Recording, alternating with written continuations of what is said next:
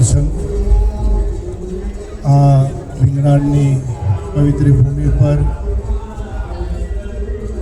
મહાન એવા પરમ પૂજ્ય સંત શ્રી ગંગારામ મહારાજની પૂર્ણતિથિ નિમિત્તે જે એમના પરિવારે ભક્તજનોએ મળી અને જે સંતોને બોલાવી ભક્તોને બોલાવી અને પોતે દર્શનનો લાભ લીધો અને લેવડાવ્યો તે બદલ એ પરિવારને ખૂબ ખૂબ ધન્યવાદ છે.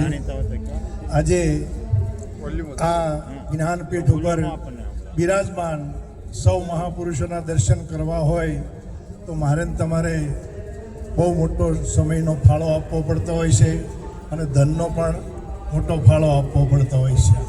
તો સહેજે સહેજે આપણને મહાપુરુષોના દર્શન કરાવ્યા છે એ પરિવારને એકવાર તાળીથી વધાવો. વ્યાસપીઠ ઉપર બિરાજમાન પરમ પૂજ્ય બ્રહ્મનિષ્ઠ બ્રહ્મસૂત્રી એવા પરમ પૂજ્ય સદગુરુ શ્રી પરથીરામજી મહારાજ, જવાનરામજી મહારાજ, સૌ મહાપુરુષોના શરણમાં આ દાસના કોટી કોટી વંદન. આજે સૌને ખબર તો છે જ કે ગુરુ બિન ભવનિધિ તરહી ના કોઈ, વીરનસિંહ શંકર સમ હોય, પુણ્ય પુણ્ય પુંજ બિન મિલે નહીં સંતા. એટલે આવા જીવન મુક્ત પુરુષનો સંગ થવો એ અતિ દુર્લભ છે અને જેને જેને આ મહાપુરુષોનો સંગ થયો છે અને એ પણ જીવન મુક્ત થઈને આ જગતમાં ફરે છે. એટલે નિરાંત બાપુ કહે છે જીવન મુક્ત જેને કહેવાય છે એવા પુરુષ પરમાણુ, વાણી જુઓ તો વિકાર નહીં જેમાં આ ઉગડ્યું હીરાનું ચાણું, આનંદ અતિ સુગરાનું સુખ શું વખાણું.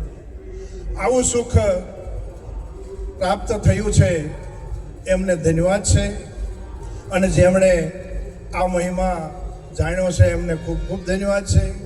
પણ જેણે આનો અનુભવ નથી કર્યો અને આ રસ નથી ચાખ્યો તો એકવાર ચાખી લેવાની જરૂર છે. રામ રસ એસો હૈ મેરે ભાઈ, સોઈ પીએ અમર હો જાય. પણ એકવાર પીવો જરૂરી છે. જ્યાં સુધી પીશો નહીં ત્યાં સુધી મેળ બેહે એવો. બીમારી લાગુ પડી છે પણ ડૉક્ટર પાસે ગયા છીએ, ડૉક્ટરે ઈલાજ પણ બરાબર કર્યો છે અને દવા પણ બરાબર આપી છે, પણ જે પ્રમાણે દવા લેવાનું કીધું છે એ ટાઈમો ટાઈમ દવા લેતા નથી અને પછી જે પરેજી પાળવાની છે એ પરેજી પાળી નથી તો આ રોગ મટે એવો. અહીંયા રોગ લાગુ પડ્યો છે. પુનરપી જનનમ પુનરપી મરણમ પુનરપી જનની જઠરે શયનમ, યહી દસ્તુરે સલે સંસારે, કૃપયા પારે પાહે મોરારે, ભજ ગોવિંદમ ગોવિંદમ ભજ મૂંડ મતે. આ રોગ મળ્યો છે, રોગ એવો લાગુ પડ્યો છે કે વારંવાર જન્મવું વારંવાર મરવું. આ જે રોગ છે એ મહારોગ છે. એટલે એ રોગમાંથી જો મુક્તિ મેળવવી હોય તો જેના જે નિષ્ણાત છે એ ડૉક્ટર પાસે જવું પડશે. ફ્રેક્ચર થયું છે તો પછી હૃદય રોગના ડૉક્ટર પાસે જઈને શું કરશું? આંખના મોતિયો આવ્યો છે તો પછી ફ્રેક્ચર થયેલા એ હાડકાના ડૉક્ટર પાસે જઈને શું કરશું? તો અહીંયા મનનો રોગ લાગુ પડ્યો છે. એટલે એ મનને સમજાવે એવા મહાપુરુષનો સંગ મારે તમારે કરવો અને એવા પુરુષ મળશે. એટલે ભૂલ ક્યાં પડી છે? મારે તમારી ભૂલ ક્યાં પડી છે? આ મનમાં પડી છે અને ભૂલ મનમાં પડી છે. જો મનમાંથી કાઢશો તો જ આ રોગ મટવાનો છે, નહીતર મટવાનો નથી. એટલે આ અવસર છે હરી મળવાનો, શાર પુરુષાર્થ સિદ્ધ થાય. આ જન્મ મરણના સંશય નિવારણ, આ આત્મ સ્વરૂપ ઓળખાય. નિજ સ્વરૂપ જાણજો પરમ પદ છે, નિજ સ્વરૂપ જાણો પરમ પદ છે, મુમુક્ષ જન જસ ગાય. આ સ્થાવર જંગમ સભર બરાબર, પુરુષોત્તમ સદગુરુ સાને સમજાય.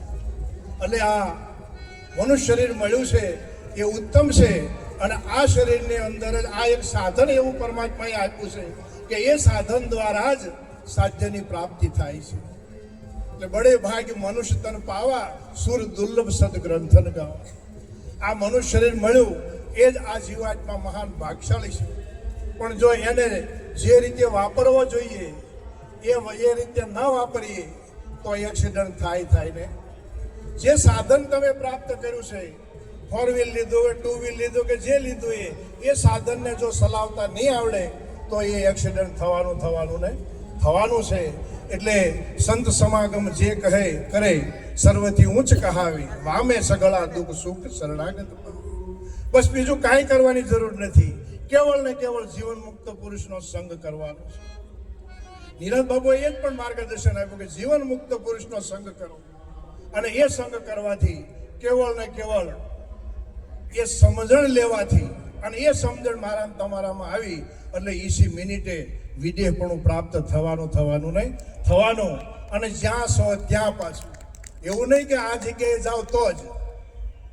સ્વામી રામ સ્વામી ને પૂછ્યું, જ્યારે એ પ્રવચન કરતા હતા રામદાસ સ્વામી, ત્યારે એક મુમુક્ષ હતા, એમણે પૂછ્યું કે પ્રભુ એક પ્રશ્ન પૂછવો છે. કે પૂછો. તો કે શું આ મનુષ્ય શરીર પ્રાપ્ત થયું છે તો કેવળ આ ગ્રસ્તા આશ્રમનો ત્યાગ કરવાથી, માતા પિતા કુટુંબ પરિવાર સગા વાલા ધંધાનો બિઝનેસનો ત્યાગ કરવાથી જ પરમાત્માની પ્રાપ્તિ થાય છે? ત્યારે સ્વામીશ્રીએ કહ્યું કે હે વત્સ,